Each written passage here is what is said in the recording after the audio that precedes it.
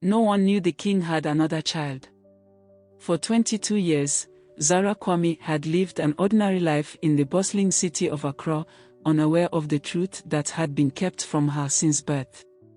She worked as a journalist, chasing stories, uncovering corruption, never realizing that the biggest story of her career was her own identity.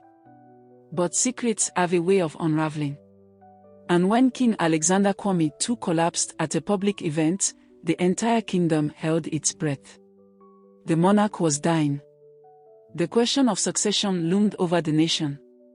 And somewhere in the palace, a secret was about to be exposed.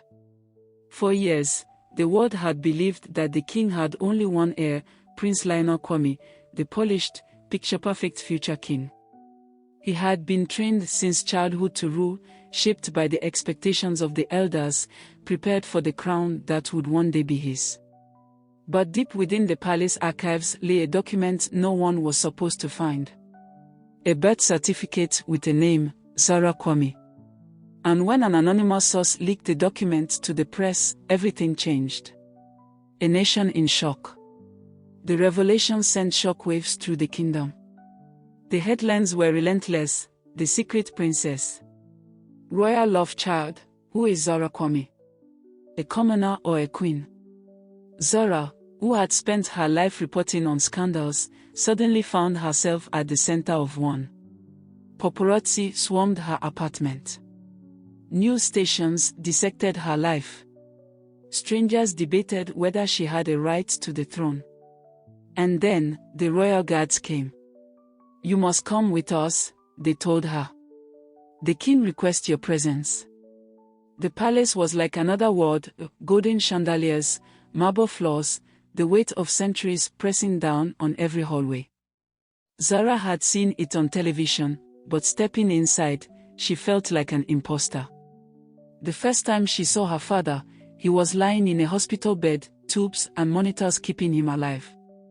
His eyes, deep, weary, found hers, and for a long moment, there was silence. Then, in a voice weak but certain, he said, "I should have told you." But Prince Lionel immediately made his feelings clear. "You don't belong here," he told her, his voice cold. "This is my kingdom. My legacy. You're just a mistake." Zara had never wanted the throne. She had never dreamed of being royalty. But something in Lionel's words sparked a fire in her, a refusal to be erased, to be treated like she didn't matter. So when the council debated whether she had a claim to the throne, Zara made a choice. She would fight for her place. Not for power. Not for wealth. But for the truth. A kingdom at war with itself. The palace was split. The elders dismissed Zara as an outsider, arguing that she had not been raised as royalty, that her mother had been a commoner, that blood alone was not enough to make her a queen. But the younger generation, especially those who had long questioned the strict traditions of the monarchy, saw something different. They saw a woman who understood the people in a way the royal family never had. A woman who had lived outside the palace walls, who had walked, struggled, and built a life without privilege. The people loved her. And that made her dangerous. As Zara began uncovering the full truth of her father's past, she stumbled upon something even darker, a plot to remove both her and Lionel from the line of succession. Someone in the palace had been working behind the scenes, orchestrating events, ensuring that when the king died, a different ruler would rise. It wasn't Lionel. It wasn't Zara. It was Prime Minister Kojo Adebayo, the king's most trusted advisor. And he had been waiting for this moment for years. The night the king passed away, the palace was silent. The nation mourned, but behind closed doors, the real battle had begun. Lionel had the elders on his side.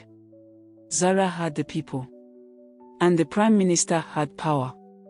That night, as the council prepared to name Lionel king, Zara stood before them all and did the one thing they never expected. She stepped forward and said, "I refuse the throne." Gasps filled the room. Even Lionel looked stunned. "I never wanted to rule," she continued. But I will not stand by and watch this kingdom be manipulated from the shadows. If you make Lionel king, make him a true king, not a puppet." And then she turned to her brother. "Rule wisely. Because if you don't, I'll be watching." For the first time in his life, Lionel saw his sister not as a threat, but as an ally. And as he took the throne, he did so with a promise. To lead not just as the heir chosen by tradition, but as a ruler who had learned from the one person who had challenged him the most. The lost princess had walked away from the crown. But her legacy had only just begun. If you enjoyed this story, don't forget to like, share, and subscribe for more. Let me know your thoughts in the comments. I'd love to hear from you. Until next time, keep the stories alive.